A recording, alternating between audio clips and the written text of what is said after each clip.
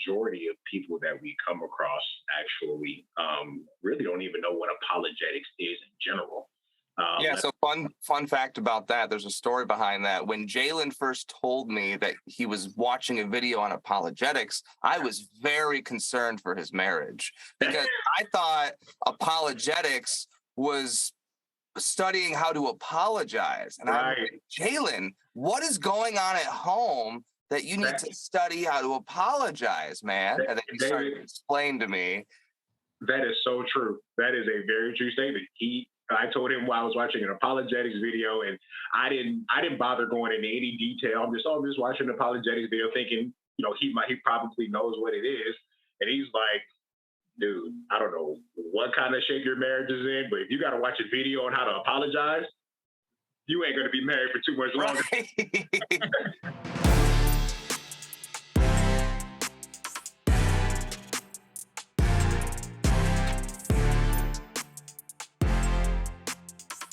Ladies and gentlemen, welcome to yet another episode of the Identity Crisis Podcast, where we endeavor to give an answer for the hope that lies within us, yet doing so with gentleness and respect. I am your co-host, Jalen Thompson. Dylan Schweitzer. Dill, how you doing today, man? I'm feeling pretty good, man. How are you? I'm good. Today is a special day for our podcast because, as you can see, we had a different setup. Dill and I aren't in person, but we also have our first guest today, joining us all the way from, where are you from again, David? Belleville, Illinois. Belleville? Yes, sir. Belleville, Illinois. And like fellow Midwesterners, no one knows where that's at, so we can relate, David. Perfect. But joining us from Belleville, Illinois is David Pallman. David is a Christian apologist extraordinaire, if you ask me. I'll put that on there. David has a YouTube channel. It's called Faith Because of Reason, which please go follow that channel as quickly as you possibly can. He's also the host of another podcast called Christian Evidentialism. He's a contributor to a ministry called Free Thinking Ministries, where he writes, and it's actually a chapter of Reasonable Faith Ministries. And most of us would know that because that is the ministry of William Lane Craig, who's probably one of the most well-known Christian apologists probably in the world. I would think so. And then David is also a student of apologetics at Trinity Theological Seminary. So David, thank you for joining us. How you doing today, man? I'm doing well. I'm just hoping I don't let everybody down after all that buildup you gave me, Hey, listen, I just wanted to let everybody know what, who you were, and you got quite a resume, man. So I wanted to make sure that was known before we got started. And I've seen some of the stuff you've written. I don't think you're going to let us down. If anything, I feel like Dylan and I are going to lay you down. Right. Like I always tell my fiance that, like, in order to read some of David's posts, I have to have a dictionary nearby ready to go to look up some new terms to learn. So yeah, I was like, I usually have to stop whatever I'm doing. So if I'm at work or something like that, I'll save that for later. I'll wait till I get home and I can focus. I'm at work right now. Right. So what I'm hearing is I need to use more accessible terminology in my posts. Well, probably, yeah. That might help you reach the lamest audience, if you will, the more general. Vast majority of which I guess kind of leads us into our topic for today's episode. Vast majority of people that we come across actually really don't even know what apologetics is in general. Yeah, so fun fact about that. There's a story behind that. When Jalen first told me that he was watching a video on apologetics, I was very concerned for his marriage because I thought apologetics was studying how to apologize. And I'm like, Jalen, what is going on at home that you need to study how to apologize, man? And then he started to explain to me. That is so true. That is a very true statement.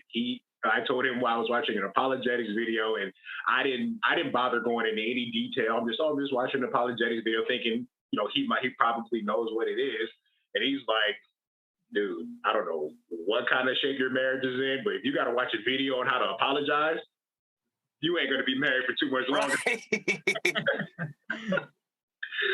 that's the point, though. The vast majority of people we come across don't know what apologetics is.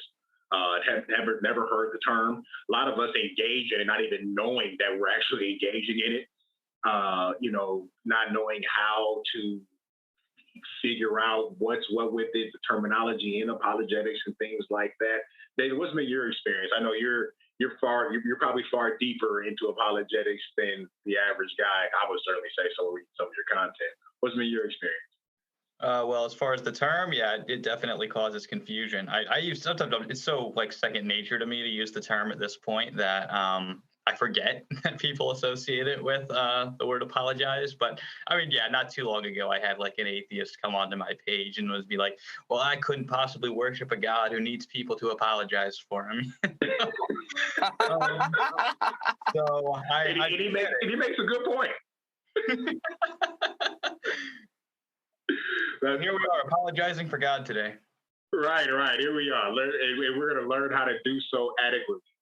But for those of us who are getting into apologetics, who are trying to understand or at least starting to dive into the subject matter on a more service level basis, today's episode, David is going to help us give us some good things to consider when investigating a worldview. And you will learn that there are probably hundreds of worldviews to study in the apologetics world. But today we're going to just go through some good things to consider whenever you're investigating one, what gives a worldview its legitimacy. And today also we're going to kind of give some surface level glimpses into the Christian worldview, the Judeo-Christian worldview. Giving some answers to certain categories within the context of a worldview. And David's going to help us sort through all of that today. So why don't we go ahead and get started?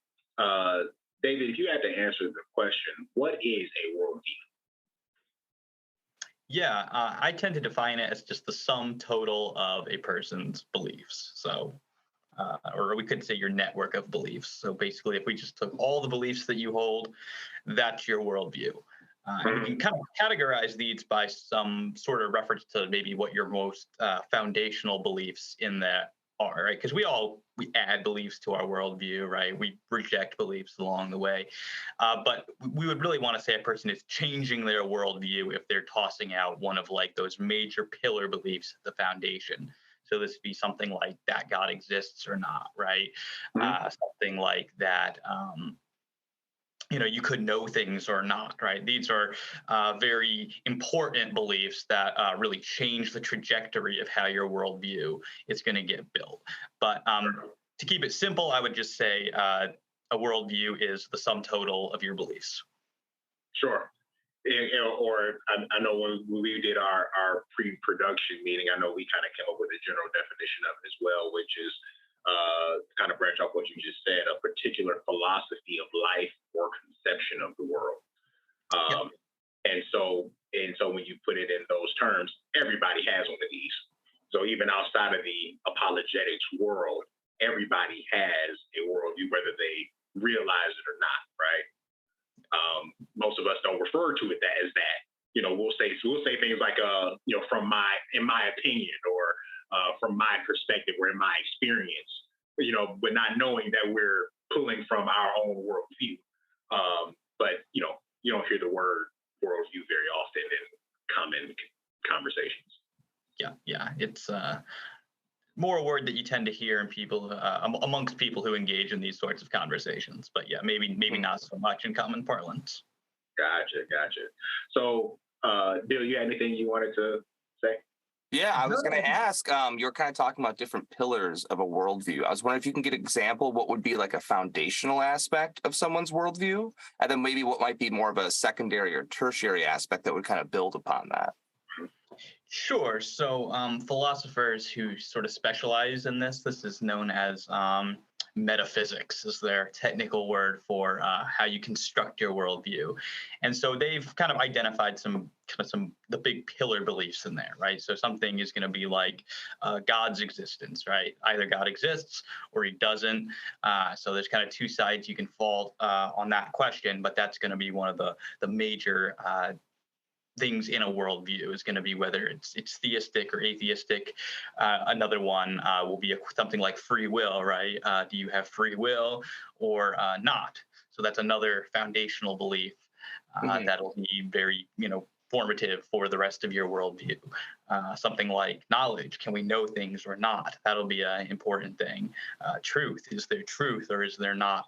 So these are kind of a lot of the questions that metaphysicians will go after in that particular branch of philosophy. Now, what you decide on those issues is really going to determine how you build up from there, right? So, for example, if you want to believe that there's something like morality, right? And maybe we would want to be what philosophers would call moral non-naturalists, which is that we think that morality can't be reduced to anything that's natural.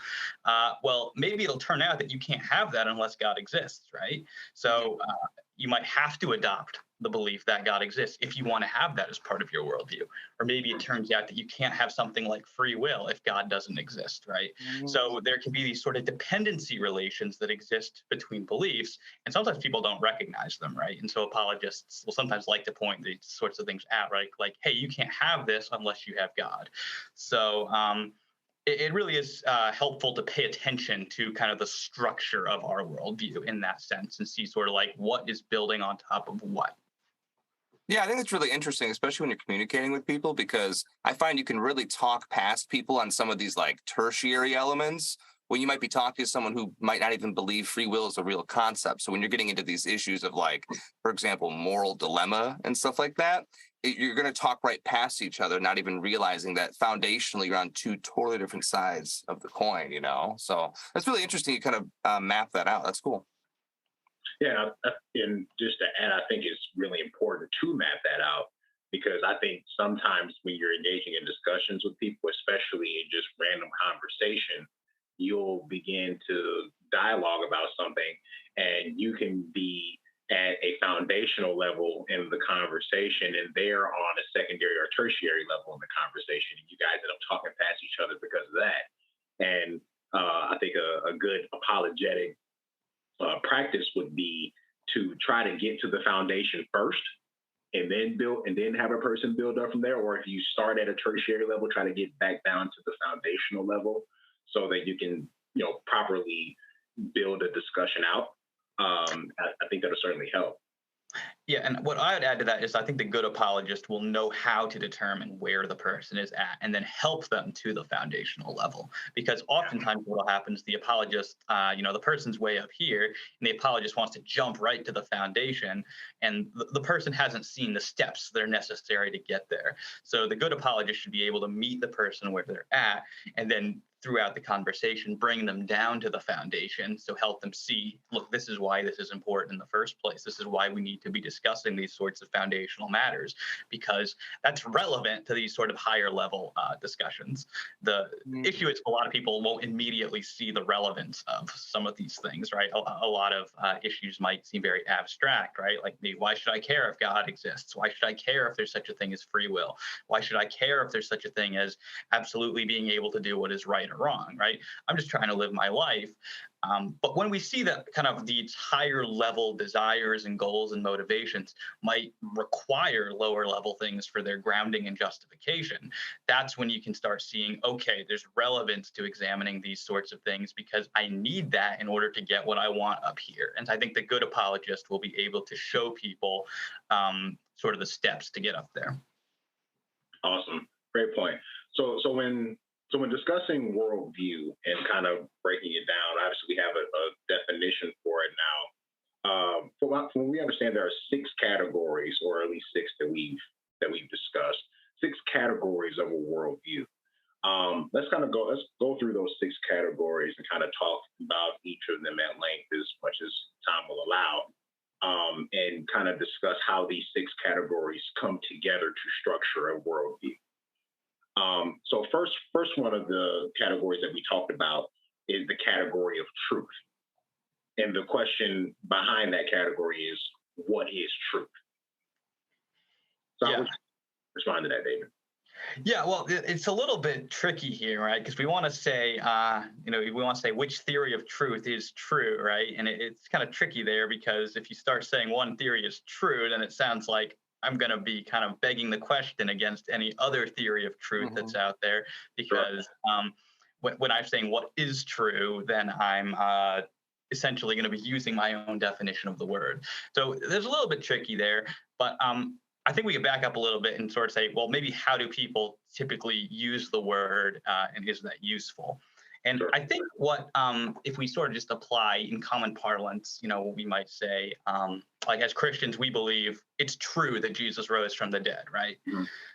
Well, what I think we mean by that is that this statement that Jesus rose from the dead matches something that actually happened in the past, right? So we're saying that there is correspondence between this statement, this proposition, and this event. The two match each other.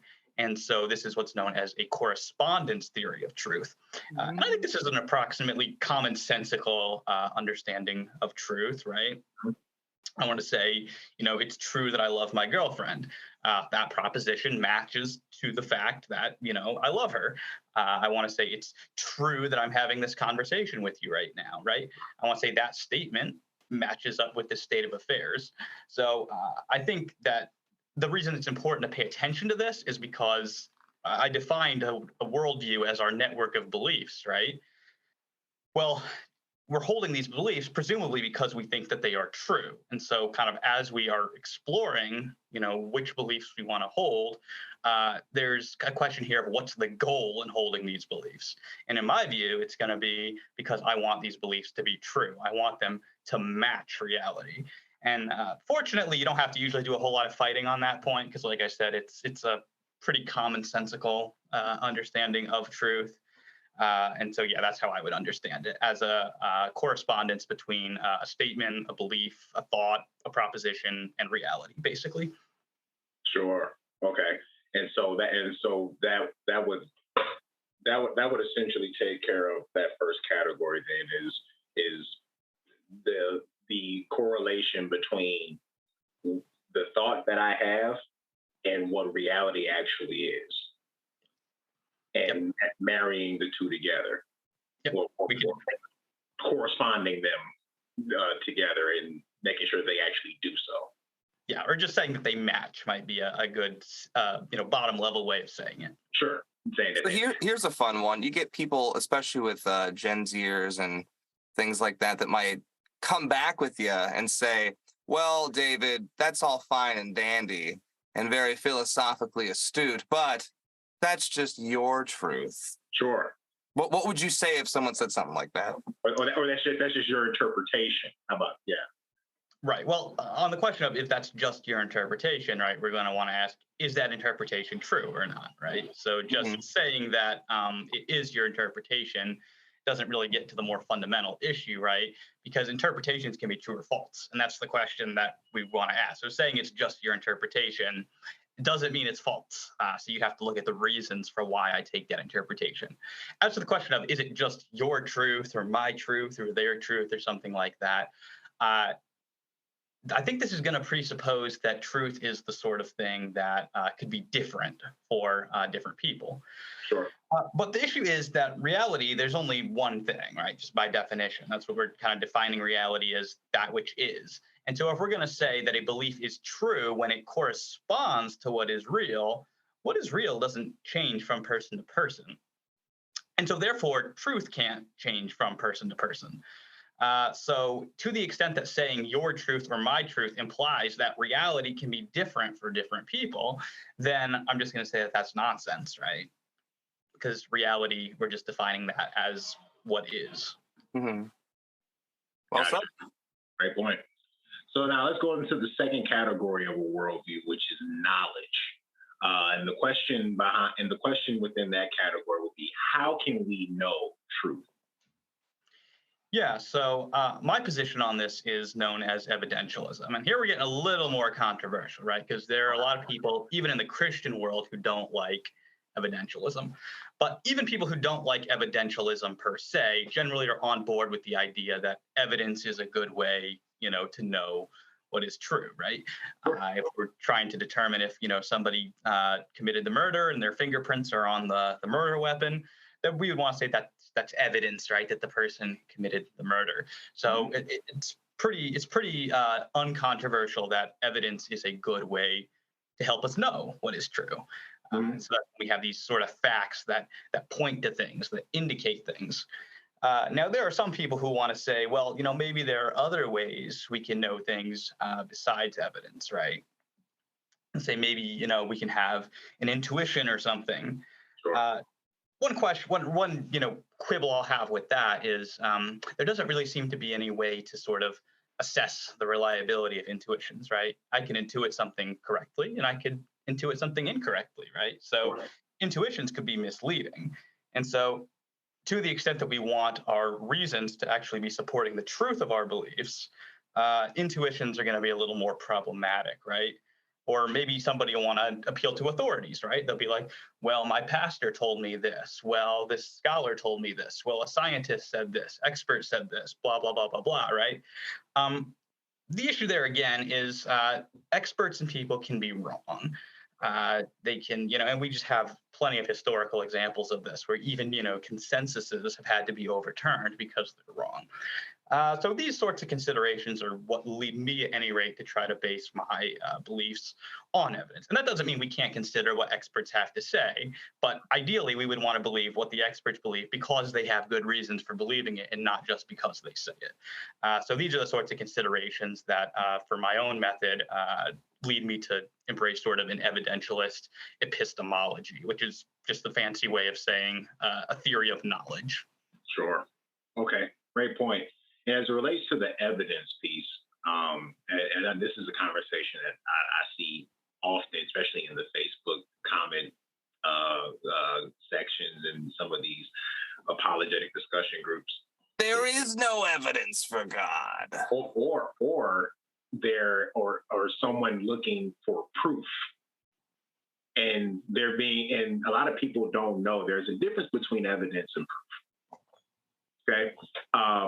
Proof, I would define it, and please help me out here or build on it or challenge me if my definition is incorrect here. But I would define proof as there can be no other way. Yeah, that's pretty much it. So proofs are usually their arguments, or a technical philosophical term for them is syllogisms. It's when you've got something like Socrates is a man, all men are mortal, therefore Socrates is immortal, right? There are these sorts of things where the premises are just can't be denied, and the conclusion follows by logical necessity. So there's no wiggle room. The conclusion is going to be true if the premises are. Sure. And so I'm sorry, go ahead. Well, yeah, I would say the difficulty, though, with trying to say everything would need to be proven is that there's very few things that we can actually get that sort of certainty about, where we can absolutely have unquestionable premises. Mm-hmm.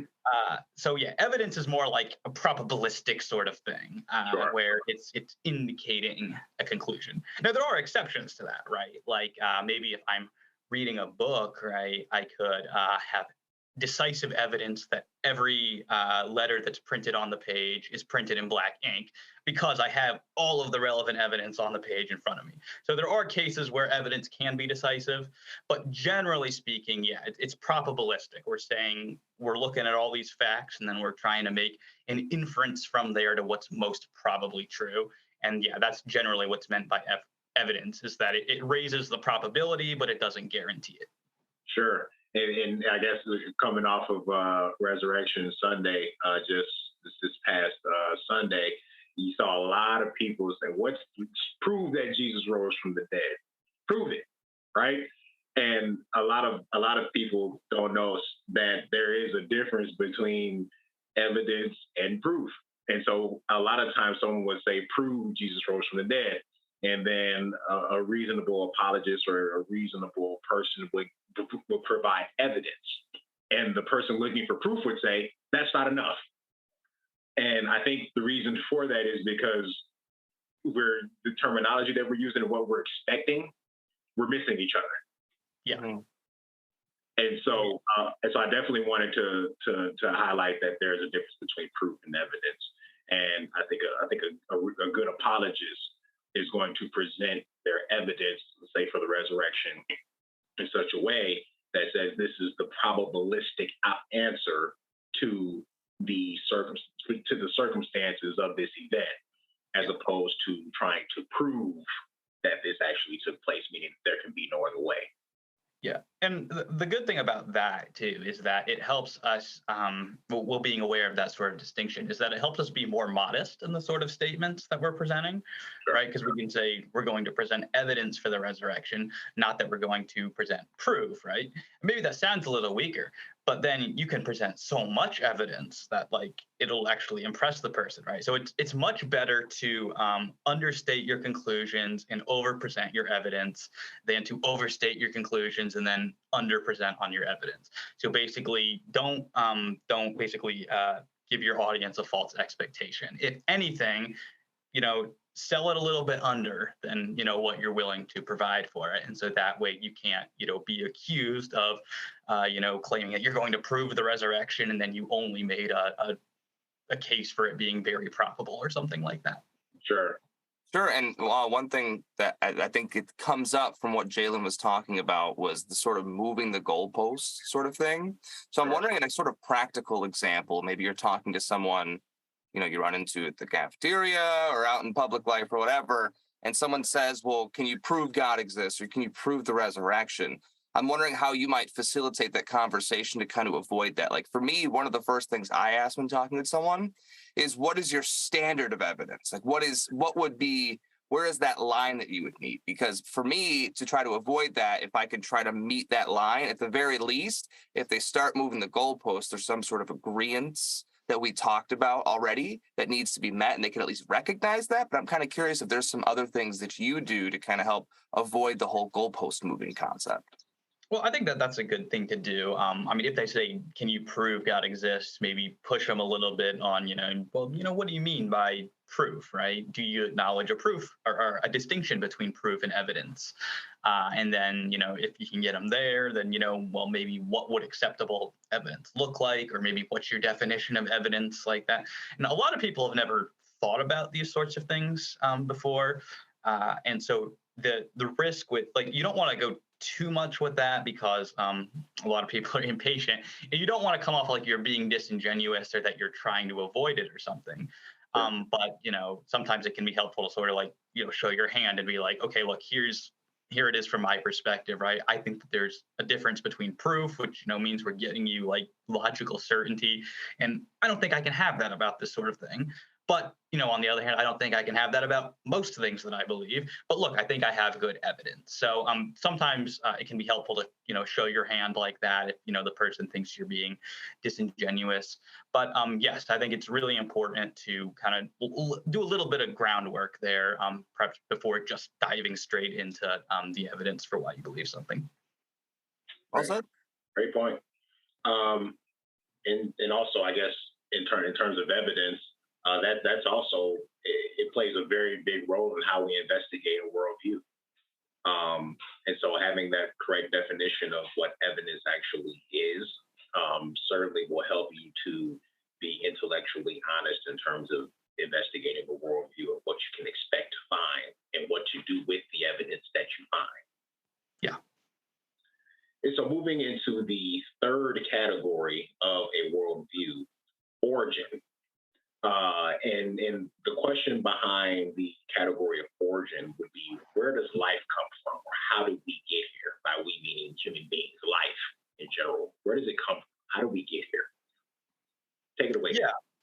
Yeah. I think that, there's two ways to interpret that, right? Like you can interpret that as sort of what's the mechanism by what we got here or by which we got here. And of course, there are things to investigate on that front, right? Like regarding whether or not the universe had an origin, right? Whether or not the universe is finely tuned for life, whether or not biological evolution is, viable, or whether there's some problems there.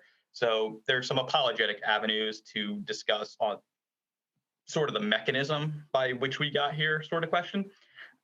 But I think, regardless of, where someone falls on those sorts of questions, there's maybe the more philosophical question of, is there sort of a purpose or reason for why we're here? In other words, were we brought about here intentionally by the will of, a being like God? Or, are we sort of a cosmic accident, right? Something that, there was no foresight, no planning for us to be here. Sure. And so obviously as theists, as Christians, we're going to say that, yes, there is a purpose, that we are here intentionally.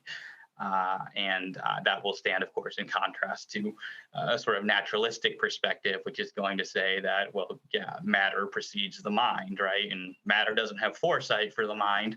So however we got here, it couldn't have been intentional. So there's no intentionality at the baseline in sort of a naturalistic worldview. Sure. And so from the Judeo-Christian worldview, in terms of the category of origin, one of the arguments that probably the most popular argument in the origin category is the Kalam cosmological argument. David, how would you define that? Or what is the Kalam cosmological argument? Sure. Yeah. It's a historically prominent argument that was developed by Jews and Christians sort of in the medieval era, and was brought into the popular conversation in modern times by William Lane Craig, of course, when he published his book, The Kalam Cosmological Argument, back in the 20th century.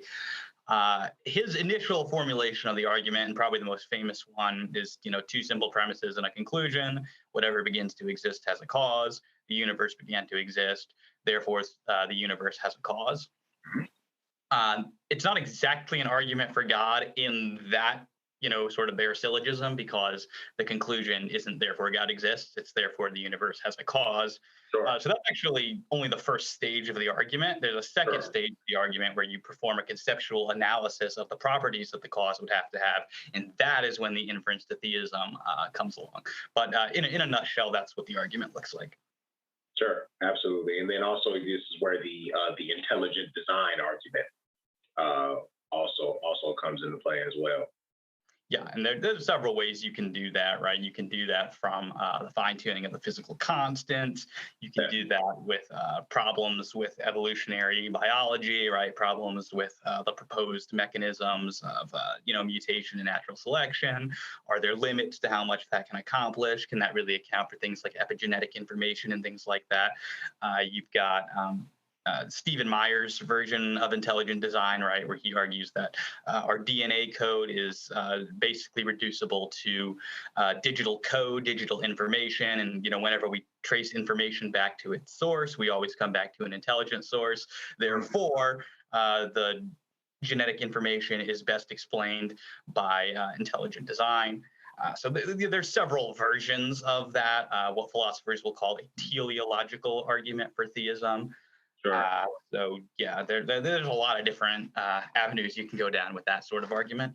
Yeah, I know one of the ones that I know Dylan and I have used in the past has been the life producing life side of that conversation. I don't know if I call it an argument, but just in our experience as human beings, we've always observed life, or the animate producing the animate. We've never observed the inanimate producing the animate. And the issue that we run into when we draw that back all the way to the origin is, in naturalism or atheism, whatever you want to call it, I have to accept the reality that in the beginning, the inanimate produced the animate. And the animate has been since sustaining itself into perpetuity ever since then. And it's a difficult reality to accept, because I've never seen such a thing ever take place ever in my life. In no capacity. I've never seen human life produce. I've always seen human life produce human life. I've always seen animal life produce animal life. I've always seen plant life produce plant life. But I've never seen that which is inanimate produce life. Yeah, I'm trying to think of a name for that. What'd you call that? Like the biological argument for God's existence? Yeah, let's go with that. Yeah, there it is. The biological argument. We just came up with an argument too. We got a name for it now. Yeah. And so that is, I guess that kind of goes into the intelligent design category, if you will, the origin category. Yeah, I'd put it in that category. Yeah. So moving along here into the fourth category of a worldview, which is meaning. And the question in this category would be, is there a purpose to my life? Is so, or if so, what is it?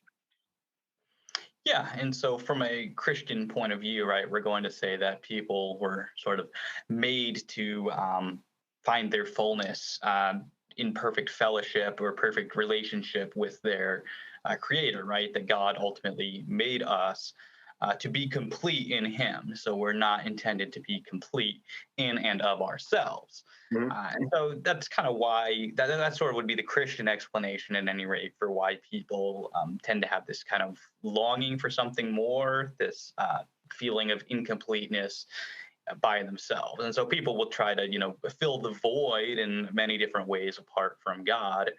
But Sure. our contention is going to be the way that will only ever really be fulfilled in like an ultimate sense is in a perfect relationship with God. So we would affirm that longing that we have for something more, that's not something that's accidental or something that can't be satisfied, but that satisfaction actually exists, and that God actually put that in us ultimately to bring us to Himself, but while leaving us free to sort of find our way to Him or to decide if we want to live out our fullness in Him. So God doesn't, force that on us, as it were. Sure. And what we also see here too is that a lot of these categories of a worldview, they're all interconnected, right? So the meaning category is very much connected to the origin category, because let's say that as far as the origin of life, how did life come into existence? If this is all one big accident or one big undirected, random sequence of events that kind of just came into play on its own, and there is no creator or intelligent design behind it, well, that automatically has an impact on the meaning category. Because if there is no creator, then there is no objective purpose to life. In terms of, in the Judeo-Christian worldview, we would say that the meaning to life is to know God, to be in relationship with God, and to make Him known by being in relationship with each other. But if that personal being doesn't exist, then that purpose is there is no ultimate purpose that comes from that creator, is my point. Yeah. There would be no purpose beyond sort of that which you could kind of create for yourself, right? Like, Sure. you could have your own sort of purpose, but if sort of with C.S. Lewis, you're sort of finding that you have desires within yourself that nothing in this world can satisfy, then you would the only way those could be satisfied is if you were made for a world other than this one. Or I would modify it to say to be filled by something that is not to be satisfied in this sort of world.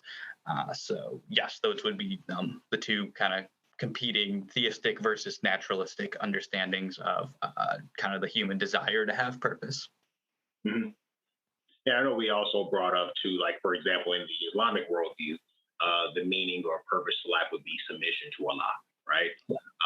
Naturalistic worldview, you may find things like absurdism, existentialism, relativism, for that matter. But these are all different areas where we would find answers to the question, what is the purpose to my life? Or is there a purpose to my life? And if so, what is it? Yeah. Yeah, it seems like those would be more rooted in a sort of subjective meaning rather than objective meaning. Sure. When you get into the naturalistic ideas. Yeah, exactly. Yeah, absolutely. Because once you remove the transcendent creator, then there's really no one else to make these decisions except us. So, moving into the fifth category. It is the fifth category. Morality. This is a big one, right? I feel like this is where this is where the argument gets nasty.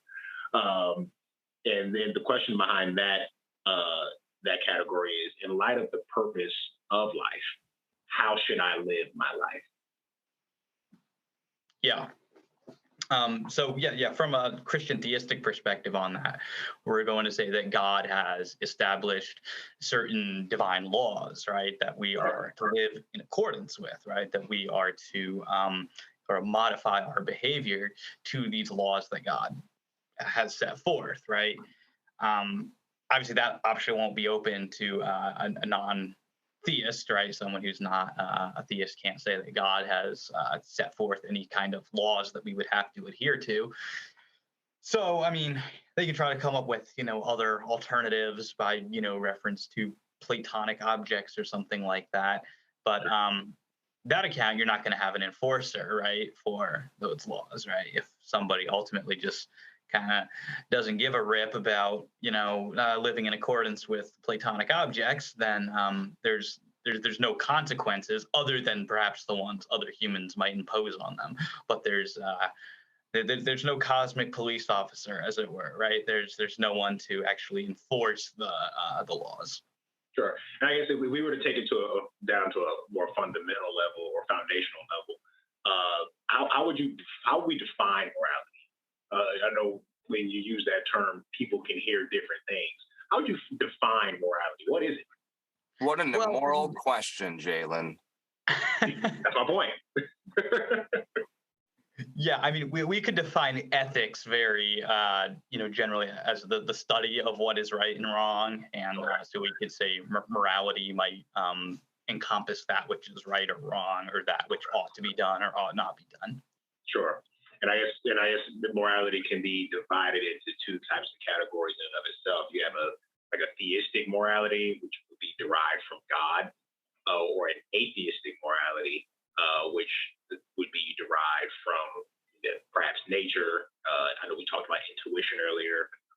Sociological concepts may help to define that, but ultimately that's where those are the two ideas or morality, can come from. It's either there's an intelligent creator that we can get it from, or we could get it from ourselves. One's a little more objective, the other one's a little more subjective. Yeah, and I think the atheist does have more options beyond that, because they could say perhaps it doesn't come from us, but it comes from some other aspect of nature. Okay. Or if, maybe if they're a Platonist, then they'll say it comes from this non-natural realm. But again, there are issues with how to know that and how to get these sorts of things enforced. So, something, I'm so glad you brought that up, Platonism, because Dill and I have been spending some time having conversations about it and looking into it. It's a very fascinating subject matter in the naturalistic worldview. This idea that it's almost an admission that there is more than the natural. Yeah, it's strange. It's very strange. Yeah, well, especially if you think that Platonic objects are non-natural, then you'd have to abandon naturalism, right? Now, naturalism and atheism aren't quite the same, right? Because atheism say there is no God. So you can still be an atheist and believe that there are natural and non-natural things, as long as you're not going to say that they're supernatural things or whatever. But yeah, since the most popular sort of atheism is naturalism, then there's at least a question there of, if that's really legitimate. If you want to be a naturalist, can you be a Platonist? Some of them will try to, say that Platonic objects are also natural objects. And so that gets into a whole debate of, well, what do you mean by natural then? But sure. To the extent that natural means something like physical, then yes, if they want to go to Platonism, then they have to admit of this non-physical realm above and beyond the physical realm. Yeah, it's a very fascinating subject. Dill and I have had conversations about it, and I'm actually kind of excited to dig into that more. But on the surface, that was one of the first things I observed about it is like, wait a second, like if we're kind of admitting that there's something beyond the natural, well, guys, this doesn't like, wait a minute, this doesn't jive with what I understand about naturalism. Yeah. But you help to explain it beautifully. So final category, unless you got something else extra deal for the morality category. No, I said my piece on that. Sorry, Dylan. I didn't mean to cut you off. Oh, good. I was saying the same thing you were. So final category of a worldview, guys, is destiny. And the question behind that category is there life after death? Or simply ask, what happens when we die? Or happens after we die, I should say. Yeah, and so from the Christian perspective, this life is kind of the time that God gives us to develop our character, make the decisions to become the sort of person that we want to be, ultimately whether we want to sort of live in harmony with Him or not. And at death, that's the time of the judgment that is after that is based on the decisions that we've made here, whether for Him or against Him. Then that's the time where kind of our destiny there is decided. So what we do in this life has, eternal consequences. So there is reason in that sense to live then with an eye to the future. If you take the perspective, so to my knowledge, all atheists or naturalists would take the perspective that there is not life after death. There's probably some exception out there somewhere, but they're going to be the rare ones. Death is the end, right? So, and you don't really know when that's going to come. So there is not as much motivation to sort of attend to your behavior in this life. Not saying that there's no motivation whatsoever, but not the same kind, because there aren't those sorts of eternal consequences. Sure. To take a quote from the movie Gladiator, right? From the Christian perspective, we could say what we do in life echoes in eternity, right? But from the naturalistic perspective, you couldn't say that. So it's a really interesting, perspective on it, because it's more than just living day to day from the Christian perspective, but there are long-term and indeed eternal consequences and ramifications for what we do. Sure. And this is one of the more interesting categories to me because the question is there a life after death? Well, there is no one can give a definitive yes or no answer to that question because, well, if I'm sitting here talking to you, that means that I'm alive, right? And so it's like, no, no one knows if there's life after death. But in the Christian worldview, the Judeo-Christian worldview, what we have is what is the reliability of Jesus, and what He said about life after death.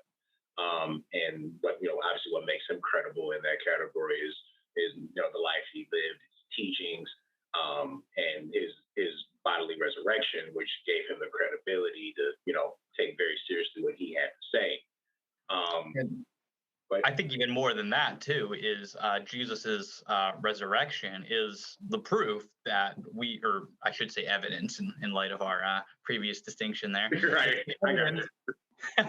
Jesus's resurrection is the evidence that we who are His followers, when we are baptized, right, we're metaphorically, buried with Christ and, come up as a representation of the resurrection that we ourselves are to have. So it's the kind of the promise, the guarantee, the surety of our own immortality. So there is a lot of relevance there, I think, for Jesus's resurrection to our own view of our own destiny and our own future. Mm. Preach. Right. Absolutely. We Right. don't want to come down to the altar now. Right. And you mentioned it earlier that in naturalism or atheistic worldview, that essentially when we die, that's just it. That's it. It just kind of cut the tape, and we're done here. And I guess in a way, you really don't know that you're done. In a sense, like if when I die, that's just it, and it kind of just just black screen. We're just flat out done here. You really don't know that that's the end thing. Versus in theistic worldviews, that's actually death is not the end. Like you talked about it. Actually, there's another eternal side to it. That this is only just a temporary. It's a temporary pause, if you will, in this realm. It's the end in this realm, but in the spiritual realm. I had a little epiphany when I was in the bookstore the other day, kind of on this topic. You in the Exactly. bookstore? No way. No, no, yeah, no, you never expect to find me there, right?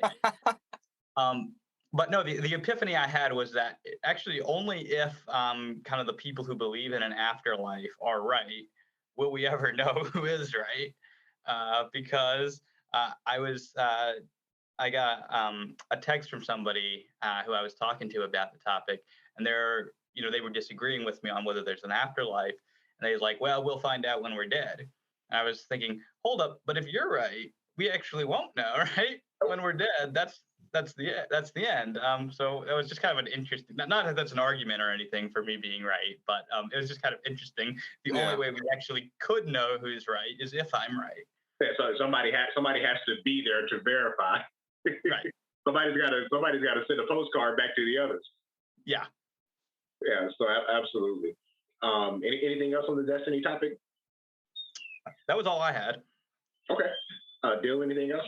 Yeah, I was going to say, as kind of a conclusion to everything, if you had some general basic tips to give someone, whether they themselves are investigating a worldview, whether it's kind of criticizing their own beliefs that they currently have, or maybe they're looking into something like Buddhism or Christianity or Islam or something like that.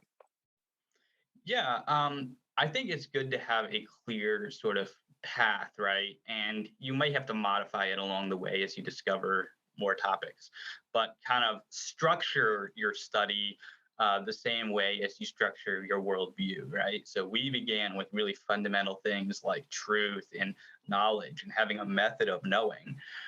These are going to be some of the most important things you can actually attend to going forward. So those might seem like horribly abstract, boring topics, it's actually really worth the time to attend to them. And I'm not saying you have to do like I did, right? Where I drilled down for 2 years on the topic of epistemology. I'm not saying you have to do that, but get a clear idea in your own head of, what do I think is true? And, how do I get at that, right?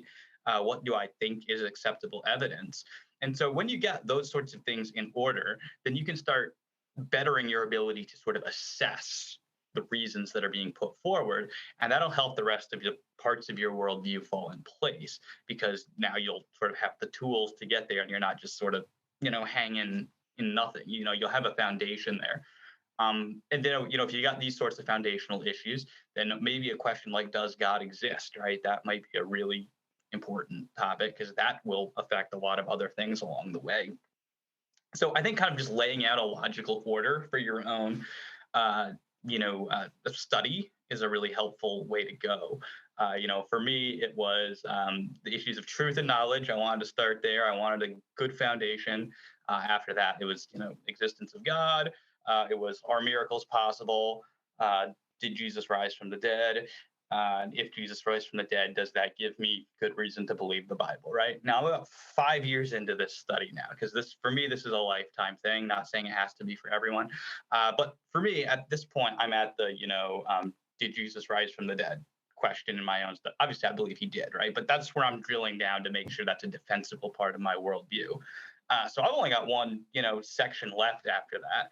And then I think I have a pretty solid, Christian worldview. And from there, I can branch out to, issues of theology, right? What theory of the atonement do I want to hold, right? Do I want to, what perspective do I want to take on the end times, right? I could kind of feel free to study those sorts of issues because, I'll have a foundation at that point. But that was my trajectory. So I think it's helpful to sort of lay out the logical order for yourself and to kind of progress along that way. Because if you come across, if you start with a later point and then you find out that one of the more foundational points isn't true, then it kind of it was wasted time studying that topic. So it really is helpful to order your studies to kind of the more foundational or less foundational the issue is to your worldview, and to begin with those more foundational issues. Sure. And then just to kind of pivot to what we kind of talked about previously, what advice would you give to someone helping someone else investigate a worldview, maybe in just like a general conversation one-on-one? Yeah, it's always going to be important to tailor the conversation to the person, right? So, what kind of person is this? How serious are they? What are their interests? Where are they at? It's hard to give like a one one size fits all for that, because people are going to be at so many different levels, in developing their own worldviews. Have they ever even thought about it before? But general principles is, be loving, be kind, don't push the person more than they, want to go. And I have been, heavily critical of what I call sledgehammer apologetics. Don't dump facts, arguments, and evidence on somebody, and use it like a sledgehammer, like I'm going to beat this person into the faith. You say there's no evidence. Let me show you. Yeah, let me whop you over the head with a book from William Lane Craig. Don't Right. do that. If the person is genuinely curious, then it can be helpful. And I also want to point out there are other contexts, right? So if I'm debating someone, I'm going to be more aggressive, right? Because I'm not necessarily trying to persuade that person. I'm trying to persuade my audience. So if the person's being an arrogant, I don't know if I can say that word on this show, but if the person's being, is being arrogant, then there might be a time to, flex a little on that person just to put them in their place, right? But that's for your audience. In general, one-on-one conversations, try to be gentle, try to be loving, demonstrate that you care about this person. And it doesn't always have to be about, academic stuff, right? Be friends with these people, right? Check on them. You genuinely care about these people. Build relationships with them, because you don't have to get it all to them in one shot, right? As they grow and become more curious, they will want to know more. And so I guarantee you'll have opportunities to share all the evidence and stuff that you learn with that person. The other thing I would say is be open to what they have to say as well, because you can learn things from everyone, even idiots. You can learn things from idiots, even if it's just this is how you don't behave. So, as apologists, we have to keep our own pride in check. And a good way to do that is to just be open to what people have to say. I think the saying goes, people don't care how much you know until they know how much you care. Amen. Yeah, that's the hard thing to kind of put forward and to focus on too. Like you're not answering a question, you're answering a person who asked a question. And so like you can always just give the stock answer, but I think everything has to be tailored to where they're at, which is a lot of what you said, which I think is very well put. Yeah, maybe one other thing to keep in mind too is, check stuff out as well, because I think as you are thinking through things for yourself, an argument isn't necessarily a good argument just because, William Lane Craig uses it. An argument's Right. not a good argument because you heard Frank Turek give it, right? Try to be as critical of the arguments on your own side as you would be of the arguments that the atheists are going to put forward. This is helpful because you're not just you're actually going to be thinking through things. You're not just going to be regurgitating, the stuff that you've heard. And I think it'll actually make atheists more open to you as well, if they can see that, like, hey, you're actually capable of thinking. And like, if you have a disagreement with William Lane Craig, like you're able to disagree with him. So you are thinking through these things for yourself. Don't be a Craig bot, is what I say. Craig is a brilliant guy. He's a good guy to, read after, but, it doesn't mean it's good just because he said it. So do, try to be studious and do your homework. Yeah, and I would add to that, don't know more about William Lane Craig's writings than you know about Christ. Yes. Yeah, that just keep that in mind as well. Not to, just be careful about, who is the object of our worship and the object of our study, if you will. Yes. I think that pretty much does it for this conversation, I think. What do you guys think? I think we're good. And I know Dylan needs to go to bed because he's got to work early tomorrow. So I don't want to keep him up. That is very true. I got to do the same thing. But David, we appreciate you coming on to our channel. We appreciate your support. Thank you for, extending an olive branch to us. Hopefully we can do the same for you one day and coming on your channel. And I look forward to more conversation. I'm sure this is the last time you're going to be on this channel. And so I look forward to further conversation. Best of luck to you and everything that you're doing on your side of things. And thank you guys for watching us. Thank you guys for taking the time out of your day to listen to this conversation. Hope it's been fruitful and beneficial to you guys. But until we meet next time, I am your co-host, Shaylin Thompson. Dylan Schweitzer. And as always, for the kingdom.